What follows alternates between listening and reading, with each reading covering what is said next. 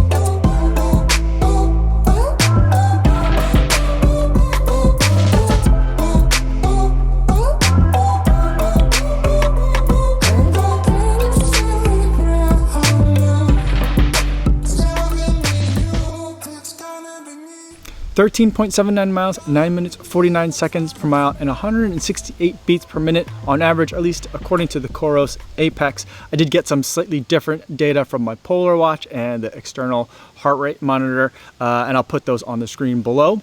And I went on this route specifically today to test out the route navigation feature of the Coros Apex and test it against the route navigation feature of the Polar Grit X. Now, before I get into my thoughts on this route and how each of these watches did, I do want to go over some disclosures. The Coros Apex is a watch that I purchased with my own money. No one sent it to me or is reimbursing me for the purchase price. And the Polar Grit X and the H9 are devices that were sent to me for the purpose of review, so I didn't have to pay for them. I'll put additional disclosures for some of the other sensors and stuff in the description down below, but this disclosure is getting really long. So without any further ado, let's get to the data. Now, each of these watches has a compass, accelerometers, and gyroscopes, so it's able to give you turn-by-turn navigation as you're running along your route. Now, the thing is, neither of these watches has cellular data built into them, so they can't like tell you where you are in relation to a map at any given moment per se, but you can preload routes into the watch. And so that's what I had to do here with the Coros Apex. In terms of what this ends up looking like on both of these watches, it's basically you're a dot on a map, on a line, and you kind of have to just follow the line. There's a little bit of other data to that, so it's a little bit more like nuanced in that. That's pretty much what it is. You're basically a lot of times in that situation in Armageddon where you're on the asteroid, you don't know where you're going, you don't know where anyone else is. All you know is you're this dot and you're following where the watch tells you to go as the dot. So that's kind of what you're getting from these. But for someone like me who gets hopelessly lost, I need it to be accurate and I need it to be timely. So let's talk about how like both of these watches kind of are approaching these. They do it in somewhat different ways. I'll focus mainly on Coros Apex today because I've already made this video for the Polar Grit X. But here's how you do it on the Coros Apex. On the Coros Apex, you can get a map or a route onto your watch in two ways. One is if you've done the route before. So then in the watch itself, it'll already have, or at least in your app, on the Coros app on your phone, it'll have that data of like what the GPS tracing was. And then you can turn that into a route that it saves on your phone. And then the next time you run it, you have to go through some of the menus to kind of select that route again.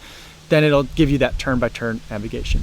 The other way is to upload a .gpx file. And so that's, again, something that if you've done a route in some other app and you can export it out, then you can take that same kind of data information and feed it to the watch.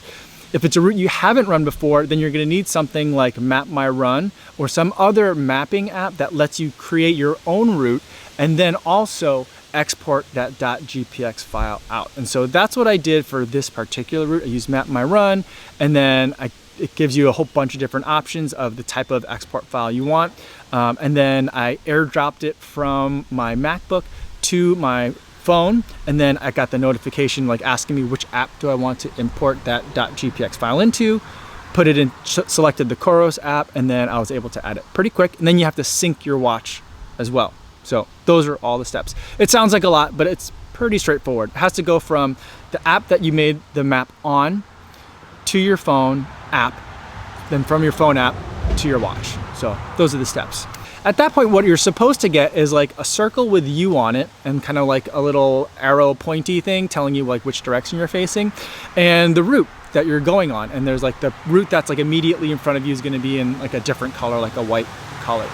And you can use the jog dial to kind of zoom in and zoom out in terms of like how much scale you want to see. Do you want to see the entire route at once, or do you want to see like 200 meters in front of you, like at a time? And so that's kind of what you can do using the jog wheel. I didn't get any of that. I got myself like in the center of the screen, and I got my bearings in terms of which way was north. And that was it. I got no other data information at all. All I saw was like a dot in the center of the screen and a grid. And so it was very much like straight out of the Armageddon movie at that point. And it gave me like no route guidance, no data guidance, nothing. It didn't tell me like anything. I'm not sure why it was doing that, because it's not like I kind of just sync the phone kind of like intermittently or haphazardly, and I didn't finish collecting data for some reason. And I had my phone with me too, so it still had the ability to kind of tether to my phone if it needed more data from the phone for some reason, but it just didn't give me any of the route at all. So I'm not gonna say that this function doesn't work on this watch, but it just didn't work on this particular day. So I didn't get any of the route, I didn't get any like turn notifications, and I didn't get any wrong turn notifications either. I did have the Grit X that was able to work just fine. It gave me like the route that I was looking at. It gave me kind of like my general heading in terms of, am I going in the right direction? Am I following along on the route? And it gave me turn-by-turn navigation.